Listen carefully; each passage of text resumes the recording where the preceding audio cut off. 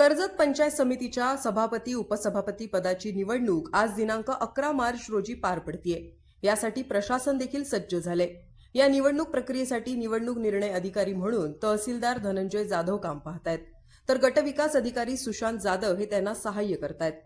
काही दिवसांपूर्वी जिल्हा परिषद पंचायत समितीच्या झालेल्या निवडणुकीत परिवर्तन विकास आघाडीला बहुमत मिळालं होतं। त्यानुसार आज सभापती पदासाठी राष्ट्रवादी काँग्रेसच्या नमिता घारे यांनी, तर उपसभापती पदासाठी शिवसेना ठाकरे गटाच्या चित्रा ठाकरे यांनी कार्यकर्त्यांच्या जल्लोषात आपला अर्ज दाखल केलाय। दुपारी 1 वाजेपर्यंत दोन्ही पदांसाठी एकमेव अर्ज दाखल झाल्याने ही निवडणूक बिनविरोध होईल असंच चित्र आहे।